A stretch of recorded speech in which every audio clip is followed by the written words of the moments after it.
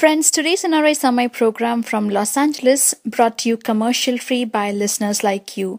Your generous donations make possible for us to stay commercial free, and today's show is pre-recorded. If you have a question for the guest, please send an email to nrisamay@gmail.com. We will follow up with the guest and find the answer for you. Thank you for your support. Hello and welcome. May 24th, Saturday, you are listening to NRI Samay. Wherever you are around the world, a very warm good morning, good afternoon, good evening. This is your today's host, Shrikant Kochhar from Los Angeles. For quite some time, we've been hearing about the Gujarat development model. To realistically say, the last decade of Gujarat, the rise of Narendra Modi, first as the chief minister and then as a national leader and finally become the prime minister of India, has almost capitulated the Gujarat model and Narendra Modi into the national and international limelight. So what does this Gujarat model really look like? What is the economic model of Gujarat? And what was followed actually? So in order to get some clarity on that, I had an opportunity to speak to Samay Kocchhar, the author of the book ModiNomics. Samay Kocchhar has been a passionate advocate of social, financial and digital inclusion, and for the past 15 years he's been in the corporate world. He's an author of multiple books, the recent one being An Agenda for India's Growth, essays in honor of P. Chidambaram in 2013 as well. So I had a conversation with Samay Kocchhar trying to understand what the model of Gujarat is and whether that can be scalable at a national level. So listen to this conversation, friends. So Samay, it's a great privilege to talk to you, and I've seen Narendra Modi, he tweeted about, unfortunately I'm unable to attend the book opening of ModiNomics. I've seen the tweet once in a while, maybe if I'm wrong, correct me, but he has tweeted about it, and that captured my attention. I want to talk about the book itself. The title of the book is very interesting, ModiNomics. Yes. So, Samay, what provoked you to write this book, Samay, in the first place? You know, it all started even before this whole euphoria of Narendra Modi started, but you got very early in the game. What provoked you to write this book, Samay? You know, I have actually been capturing the post-reform history of India. ModiNomics is my 11th book. Okay. And I have been studying the subject for almost like 15 years. So ModiNomics is a book which is based on my visits to Gujarat over the past decade or so.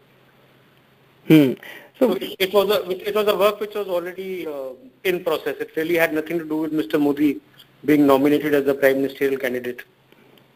All right. So Samay, in simple terms, if you had to define, and to any layman who wants to understand what ModiNomics is all about, what would be that, Samay? See, I am often asked when I was writing this book also, a very senior economist asked me, is this book about economics? What is ModiNomics? And I said, no, this book is meant for economists to read and learn how you go about implementing policy. So it's a book about implementation. And if you were to describe Mr. Modi's economic policy, I would say it's common sense. Normally there is a very big debate across the world. You know, you've got a lot of professors in various universities, then you have them in India as well, who fall over each other to position themselves as economic advisors or economic think tanks for Mr. Modi or other governments as well. But you look at it from Mr. Modi's perspective, he's never ever said that he's following this economic thought or the other. He's fairly pragmatic when it comes to that. And so you cannot say that he's left of center or he's right of center. You know, what is his thinking? He will go by his gut feel, he will go by what is the right thing to do. So if in India, you know, the bottom 33% still need help from the government, then he would continue to provide that help. His interventions would possibly be far more crisp. You know, by Congress party's own admissions, only 15 paise out of every rupee that they spend reaches the beneficiary. I am sure that he would want to maximize this 15 paise and, you know, try and see as much as possible of that rupee reaches the intended beneficiary. So what he has done in Gujarat, one is, if you look at some of the social sector schemes like public distribution system or the ration that, you know, we are all using in India. Yes. So he's made all the ration cards biometric based. So you actually have to be physically there to get your ration. So there is no chance of pilferage. right? Ah. The second thing that he has done is that the entire state of Gujarat runs on e-governance. In fact, the per capita transaction is higher than one electronically with the government. Can you elaborate So, that per capita one, Samir? So a person living in Gujarat, how much does he interact with the government electronically? That is more than one. Ah, okay. Okay, so that's the highest in the country. That's more than twice of the other states. Okay, so and this brings in a lot of transparency because when you are, buying stuff electronically or you're providing service electronically, everything is monitorable, auditable, then there is right to information. So the service delivery is much, much better. So that is as far as the bottom of the pyramid is concerned. At the bottom of the pyramid also, he has actually done a lot of other kind of innovation. If you look at Gujarat as an arid state, and so he did this scheme called Sujalam Suflam, where he crisscrossed canals across the state of Gujarat. Now he had two problems. One was there was a paucity of electricity, and second was given the weather conditions, there was a high level of evaporation from the canals. So what he did was he covered all the canals with solar panels. So the canal surface area is actually generating electricity on one hand, and it is stopping evaporation on the other. So this is the out-of-box thinking. The other example at a bottom level intervention would be that of electricity. Now he often talks about villages in Gujarat getting 24/7 electricity. How did he achieve that? So when he came, he said that, why do we have one grid going to the rural sector? Why don't we have two? One is for farming and one is for rural households. And everybody kind of threw up their hands and said this is not possible. But only at a cost of 1,200 crores he was able to do that. And this is what ensures that the rural households have 24/7 power. So 24/7 is not a myth, is it, Samir? It's not a myth. It is factually correct. Okay. Maybe you don't get it for half an hour once in a while or something like that, but it's as close. Which is understandable. Yeah. Yeah. So it is real. It is not a myth. Similarly, if you look at the other part of the population, so he would do, he would create a lot of opportunities for people. The big success story in Gujarat has been infrastructure. It has got roads, it has got ports, it's got electricity, and it's got stuff that works. And that is what has created job opportunities for a lot of people. Unlike in the center, where while India has been growing at 8%, the growth has been largely jobless. In the last past period, hardly any jobs were created. So because of infrastructure, he created a lot of jobs. Because of tourism, he created a lot of jobs. Then he is very encouraging of micro and small and medium enterprises, which is unlike the case elsewhere in the country. And MSMEs are a good employment generators. So that has been another good success story in Gujarat. Housing is yet another story. So if you look at some of these sectors, they can easily be replicated elsewhere in the country. So I think that is where his mantra of ModiNomics is going to work for the rest of the country. So you're saying that there's no hard and fast rules that he follows. It's all common sense and also the gut feeling that you mentioned about it, right? So, absolutely, he is a very practical guy. He's a street fighter. So let's talk about this, Samir. When we talk about Gujarat model, right now people talk in terms of model itself. When we talk about Gujarat model, when you're writing the book, you also got multiple questions on how is the Maharashtra model, how is the Haryana model, right? So if you have to talk in terms of comparing the Gujarat model with Maharashtra, Tamil Nadu or Haryana model, can you bring out the key differences between the models that you have basically questioned yourselves when you're saying that the public distribution system in Gujarat is great? How does the public distribution system in Tamil Nadu work? So when you compare these few things, let me give you an answer slightly differently. As I said that I have been capturing post-reform history since '91. So obviously Gujarat is not the only state that I've studied. I have actually studied practically all major states and looked at all the good things that they're doing. The essential difference that comes out, and that has come out, differences there at the center as well, is that while we unleashed a lot of economic reforms since 1991, there was zero governance reform. So economic reform could only take you thus far. But you did not kind of change your leaky delivery systems. There was no convergence of schemes. Just to, give you an idea, there may be as many as 6 ministries dealing with the subject of water. Or you have a Ministry of Rural Development, within which there is one department that is responsible for giving you an Indira Awas. There is another department which is supposed to put a latrine in it, and there's yet a third department which is supposed to give electricity in it. And these are, three departments practically under one ministry. So, can there be something more incredibly stupid than this? So it is the governance reform it's the implementation where India has failed. And if you look at most other states, I would say Gujarat stands heads and shoulders above in terms of implementation across sectors. So there would be success stories in Maharashtra in terms of their implementation in some areas. There would be stories in Tamil Nadu. There would be stories in Kerala. For example, Kerala may have done a good job with Panchayati Raj. Somebody else may have done a good job with financial inclusion. But if you look at across sectors, consistently implementing things and implementing them well, that is the Gujarat model. So the subtitle of my book actually is Inclusive Economics, Inclusive Governance. Right. And to all the listeners, two sides of the same coin. Right. And also I want to mention this to all the listeners who are listening to this show. You can go to ModiNomics.net, ModiNomics, ModiNomics.net. You can clearly see the ModiNomics. The title and then the look and feel of the website is great, Samir. I just wanted to point that out because when I saw your website, it gave me a pleasant feeling, And the other thing I would like to point out is if you want to know more about what went wrong with the India story, there is a video on that website, which is of the book launch. Ah, right. I see the video tab on that as well.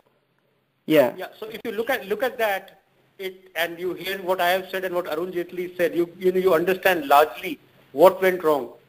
And if you give me a couple of minutes on that. Please, go ahead. Post 91 reforms, India's reform policy has been largely consistent. You may argue with that they could be faster, they could be bigger, but no one really had an argument to the reforms per se. Come 2010, 3-4 things went wrong. One is we got this vigilante environment minister called Jairam Ramesh, who's never visited a village. And he kind of became a stumbling block for every environmental clearance that there is. So all the supply chains choked. We had power plants without coal. We had industry without raw material. We had paper mills who could not get wood to produce paper. So he practically single-handedly maybe shaved 2% of India's GDP. So that was one thing that happened. The second thing that happened was that we had a finance minister in the form of Mr. Pranab Mukherjee, who's too senior. He had no time to look at his own ministry. He was too busy politicking on behalf of the UPA. So his bureaucracy ran riot, and they came out with prescriptions like retrospective taxation, which means the business that you did 3 years back under a legitimate tax regime, you say, sorry, we made a mistake 3 years back, you should be paying a higher tax. Nowhere else in the world a business is done like that. And Vodafone was the prime example of that. Then they created issues of transfer pricing where, India's got this great software success story. Now, if you go back and tell a Microsoft that, Mr. Microsoft, since you have 5,000 people working in India and they're doing this R&D, I'm going to tax global turnover in India. Who the hell will want to come to India when there are better options? So then there was the GAR regime that they talked about. So a lot of funny decisions happened in the Ministry of Finance, which will take a lot of undoing. They practically spooked the entire investment. The third thing that happened was that all these corruption scandals came up. The 2G scam, the 3G scam, the coal scam. It almost looked that the Prime Minister had a riot going on under his nose and there was nothing that he was doing about it. Yeah. So in my book, I have actually clearly written that it was people like the Pranab Mukherjees and Jairam Ramesh's and some of the other loyalists who were responsible for large parts of this mess. And after that, a book has come out by Sanjay Baru. He's talked about, people like that actually having a direct linkage with the 10 Janpath. Yes. This is not something that I have a first-hand experience on, or I know nothing about that. But if you read both the books together, then the story probably will become clearer. Yes, that's true. Very true. And Samir, you brought up an important point in the earlier conversation about less governance intervention. When you talk about intervention. Yeah, when you talk about less governance intervention, how true is that, Samir? No, what he talks about is less government, maximum governance. Less governance, maximum government. Okay. No. The other way around. Less government, maximum governance. All right. So he's basically talking about bang for the buck. Oh, okay. And so, one of the things that he talks about is that in India we have so many unnecessary laws. So rather than having a target on, how many more laws you're going to legislate, you should have a target on how many of them are you going to extinguish. Because, most of the laws in India actually define what you cannot do rather than defining what you can do. Interesting. Okay, so you find that there is unnecessary government intervention in areas where they have no business to be. So he's a big votary of public-private partnership. He's talking about building up these 100 cities. I am certain he's not intending government to build them. Or he's talking about infrastructure. I am certain he doesn't want the infrastructure success story in Gujarat is essentially a PPP story. So that is what he means, that government should restrict itself to its core competencies. Government is not great in providing services. So why should it be in service provision business? Why should it still be selling electricity? At the same time, he is a pro-public sector guy. It is not that he's going to come in and disinvest everything. In fact, in Gujarat, if you look at the fertilizer companies and some of the other public sector units, he turned them around simply by putting in better management, better practices, enabling them to deliver. So he's pragmatic even there. So it is not that he'll come and he'll become this, free market economics driven guy and say throw the government out of everything. He will do targeted government initiatives which delivers disproportionately higher in terms of the investment that he's made. Interesting. And Samir, when you wrote this book, right, what are the key economic indicators that you considered, Samir? If you break it down and then talk a little bit about the key economic indicators that you considered when you wrote this ModiNomics book, that will be interesting. As I mentioned earlier, I am not an economist. Right. I am a self-taught guy, much like Mr. Modi. I have come from a practitioner background. So this book actually is not about economic indicators, while I have given a lot of data, but I have actually looking at sectorally. So the book looks at galvanizing growth. It looks at building infrastructure, reviving agriculture, developing human capital, growth at the grassroots, and sustainable development. Now in all these areas, I have given data that was publicly available, whether from the Planning Commission, from third-party sources, or the government of Gujarat. But more important than that, I have put anecdotes and stories of my own experiences over the past 10 years. As when I went there and I saw this, I mean, for example, if you look at just the health management sector in Gujarat, we went to this hospital in Ahmedabad, and there's normally, people carrying huge medical files who are standing there in any hospital. So I asked them, why is it that you're not carrying any files? And they said that, when we go to a district hospital, whatever our medical record there is, it goes automatically to this hospital in Ahmedabad. So, and this is something that we did in 2003. This is the medical vaults health vaults that Google and Microsoft are talking about today. Similarly, all the health services are on a common platform in Gujarat. So if you have medicine that is getting expired in X hospital but is required in Y hospital, it can be used. If there is an X-ray facility which is underutilized and there is a queue somewhere else, people can be diverted. So just the money that they're saving on these kind of things is enormous. So this is again common sense. So I mean, I can go on and on giving examples like yeah, it's very interesting. You can go on. Skill development program, because I actually do not.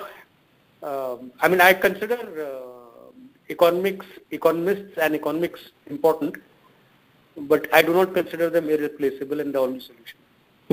In fact, my thinking is why India has been poor is because public policy in India has been held hostage by all kinds of economists for the past 60 years. So we need to really actually get rid of some of them. Yeah, very true. And when you write this ModiNomics book, right, it's a name, it's personifying the idea of economy to one person, right? Is it really one person's vision? Because what do you think about this, Samir? I think so, because, as I said, I cannot attribute all of common sense to one person. So common sense cannot be patented. But if you look at all of India's senior politicians, he possibly has it in most abundance. So that is why ModiNomics. I mean, if you look at the examples that I have given you, are they not all commonsensical? Yeah. And if they are, then why is it that other states could not do the same? Right. Now, when we come to this points of actually addressing multiple aspects, you've covered healthcare, you've covered, of course, we didn't talk much about education system. If you can go over that, we can slowly go over that. But when we talk about, let's take it this way.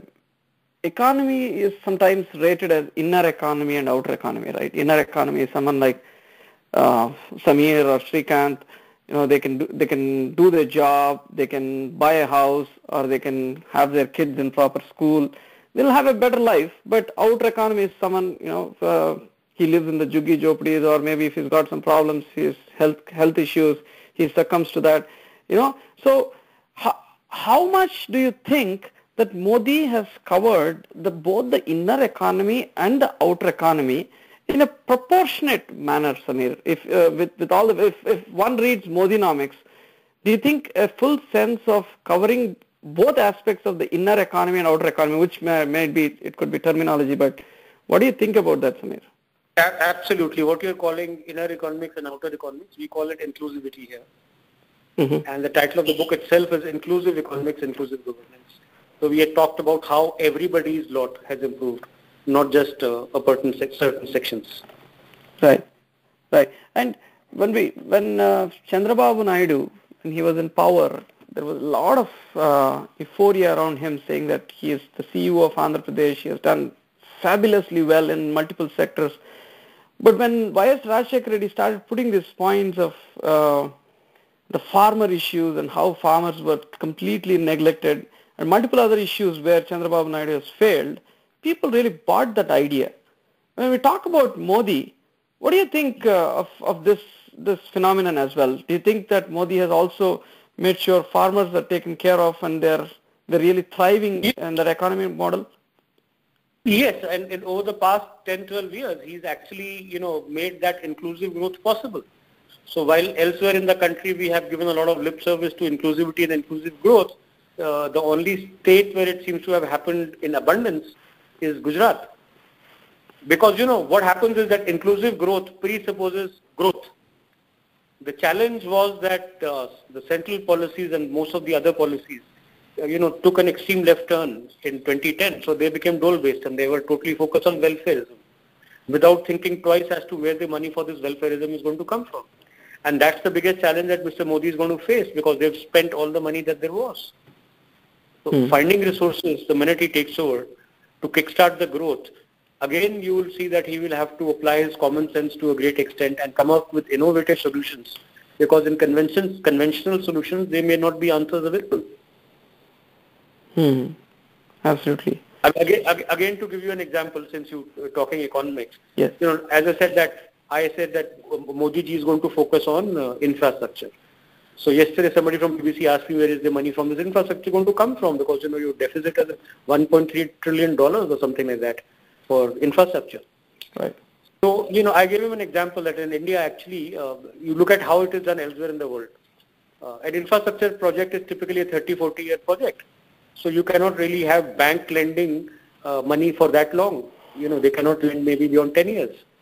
So what happens elsewhere in the world is they have a concept of takeout financing, wherein after project stabilizes, so after let's say 5 years or 10 years, the people with long-term investment horizons come in. So these could be pension funds, these could be teachers funds, who come and take over, who want to give regular income and assured income to their subscribers. So they would come and they would take over the debt from the bank, and the project will go on, and that would free the bank to finance the next one. Now this takeout financing in India does not even exist because there is no mature debt market in India. So if you were to find an answer for it in the short term, right, what should you do? You would go back to the global funds and say, hey, why don't you do the same thing in India? Now that is something that Indian banks have tried and failed, because Indian rupee is notoriously volatile. People say that the depreciation risk is very, very high. So if we invest, what is the guarantee that we will actually make some money, and rather than eroding our investments? So one of the possible answers to that could be that if the government or the Reserve Bank of India could give a guarantee that any erosion beyond 2% per annum, they would cover. You will find that suddenly a lot of people will be interested, a lot of funds would come in, and the very fact that this money is coming in would also ensure that there is no depreciation of rupee. In fact, the rupee is going to appreciate. So the risk is something that they eventually may not ever have to cover. And suddenly you will find, without doing anything, by simply changing one law or one regulation, you would have made resources available for investment in infrastructure. Now, I'm not saying that he's going to do this, but I'm saying that these are the kind of commonsensical things that are possible, and we may see some better examples than even the one I quoted. Right, right. And you've couple of times you've mentioned about Panchayat Raj and the way he has also addressed the rural governance, probably call it as a rural governance model. And this decentralization has already been way back in 1990s. They've started off this idea of decentralization. And was that properly implemented in Gujarat? And what it's all the moment I talk about ModiNomics, all I'm understanding from you is that it's all common sense. At that particular instance, don't go by the rules of the book. Just apply your mind, apply your thought, apply your gut, and then see what works out there. And then either you go forward or back off or whatever works. He's been applying common sense in every field that you're talking about. Now, tell me, in the rural sector and the rural area and the rural governance model of decentralization, what did Modi do really, Samir? So one of the finest examples actually is his Panchayati Raj model called E-Gram. One of the things that he did was that rather than the government implementing all these reforms, he set up something called E-Gram Vishwagram Society. And this society went ahead and it computerized all panchayat functions. Now in India, there is a lot of talk about in the planning commission that we should have decentralized planning, we should have bottom-up planning, people should say whether they want their road fixed or they want a school built. Well, that's all theory. In practice, it doesn't happen because how do you connect, how do you gather the felt needs of a 1.2 billion people? Right. So the only way you can do that is through IT. And way back in 2003, he had computerized 13,826 odd gram panchayats that there are in Gujarat, all of them. And he had given up, two-way video linkage to them. So the officers in the center or in the district could actually have a video conference and talk to the people and figure out what is it that they wanted. Then all panchayat services were computerized, whether you want to land record, whether you want to birth or death certificate, all of that was electronically available in a defined time frame. Similarly, accounts of Panchayati Raj institutions were computerized, so there was a better degree of visibility in that. I cannot think of any other state which comes even halfway mark to what Gujarat has done in Panchayati Raj, and they were the first ones. So you find in the BJP manifesto, and actually I am possibly one of the only person in India or in the world who studied the E-Gram model from its inception and have done multiple case studies on that. And I am pleased to see that just the E-Gram model finds 3 or 4 paragraphs in the BJP manifesto, and they're talking about implementing it nationally. Now if that happens, then 250,000 gram panchayats in India get computerized and can participate, then you would have truly participatory democracy and you'll have better development. Because somebody sitting in Delhi cannot decide, even in Gurgaon, that there is a pothole outside my house which needs to be filled. They would not know that. So they will have to get a sense of what my priorities are. And an electronic platform does that. Yes. And most of the times what I hear from you, Samir, is that Modi has effectively bridged all the issues with technology to find out solutions. Can I take it that way? He is heavily technology dependent, so his first weapon is common sense, second is technology. Right. And let me ask you this question because it's being debated quite often, that in the past 3 terms, Modi has done so many things, in order to address issues on multiple fronts. But it's been heavily debated that in the last decade, the largest poverty reduction happened in Tamil Nadu and not in Gujarat. Why would that be really a fact, Samir? What do you think is going on? Well, maybe there were a larger number of poor to start with in Tamil Nadu.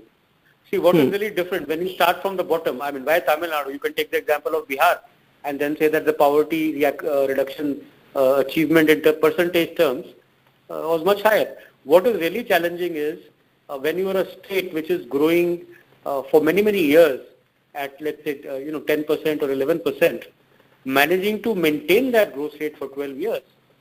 China, in fact, is a success story because they managed to do that for 30 years.